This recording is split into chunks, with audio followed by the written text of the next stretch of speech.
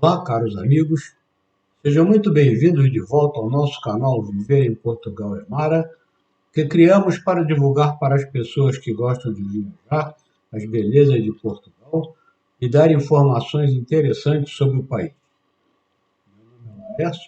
Estou postando este vídeo em Vila Nova de Gaia, no Porto, onde vivemos há vários anos. Veja o vídeo até o final, porque nele vamos falar sobre o sextante de horizonte artificial de Galo Coutinho.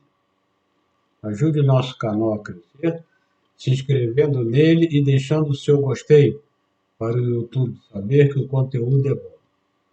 Veja os outros vídeos, comente e compartilhe com seus amigos, para aumentar o número de inscritos. Muito obrigado. Em 1922, Galo Coutinho e Sacadura Cabral completaram a primeira travessia aérea do Atlântico Sul, desde Lisboa até o Rio de Janeiro. Galo Coutinho disse que o sucesso da travessia deveu-se ao fato de terem sido usados métodos astronômicos de navegação adaptados da navegação marítima. A travessia aérea Lisboa-Rio foi caracterizada pela necessidade de viajarmos entre pontos que não se avistavam uns dos outros, pontos separados por largos troços de mar, entre os quais não havia referência para nos dirigirmos, como seriam ilhas ou navios de apoio. Para satisfazermos essa necessidade, servimos-nos de recursos simples que não inventamos, mas apenas adaptamos da navegação marítima. Galo Coutinho desenvolveu métodos de cálculos simplificados que permitiam ao navegador realizar no ar a navegação astronômica sextante com uma precisão e comodidade comparáveis às dos navios, e, ao mesmo tempo, com a rapidez que exige a grande velocidade de um avião.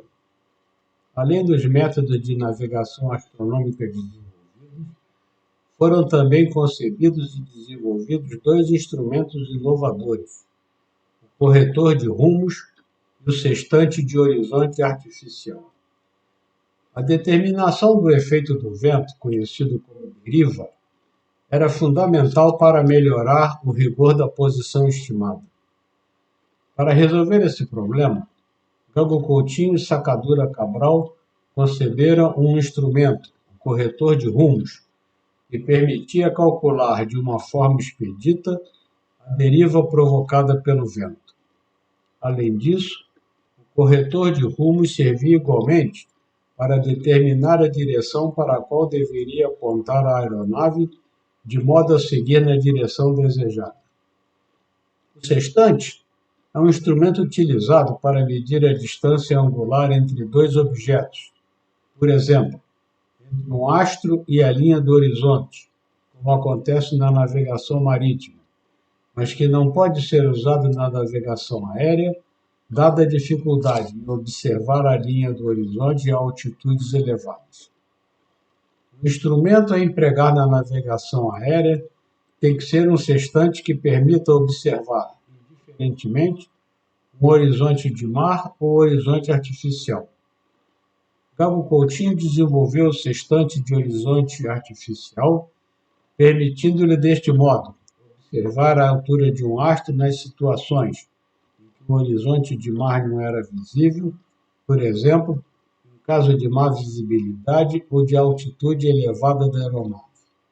No entanto, conforme Galo Coutinho explica, é um fato observado que acima de 1.000 pés de altitude, ou cerca de 300 metros, a linha de horizonte do mar se torna, em geral, insuficientemente definida, quando não inútil, para se lhe poderem referir alturas de astros, como se faz com o sextante usual a bordo dos navios. Com o passar do tempo, Galo Coutinho apercebeu-se que os resultados obtidos com a introdução do nível de bolha de ar eram suficientes para os seus objetivos.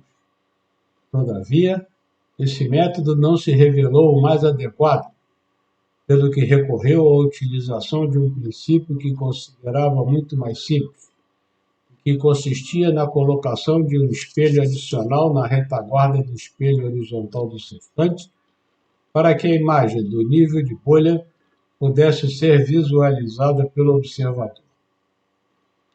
O sextante de Gabo Coutinho é constituído por 3 espelhos diferentes.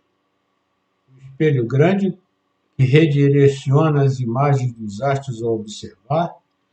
O espelho auxiliar, colocado a 45 graus sobre a linha do horizonte, que reflete a imagem da bolha do nível, e o espelho horizontal, que é também composto por 3 partes.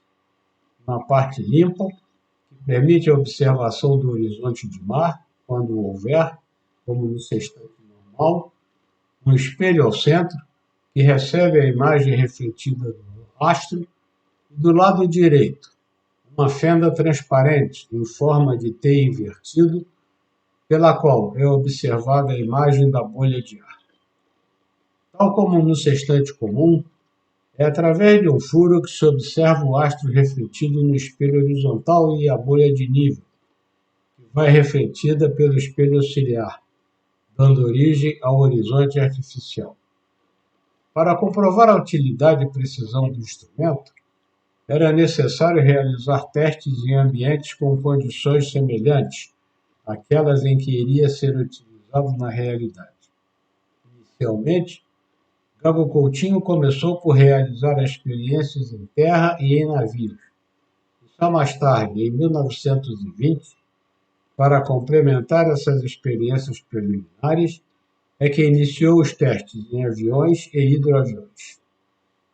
Experiências reiteradas, feitas durante bastantes horas de voo sobre pontos de posição geográfica conhecida, confirmaram que esse sextante, em condições favoráveis, como são as que se encontram na atmosfera menos agitada do alto mar, era adequado à navegação aérea.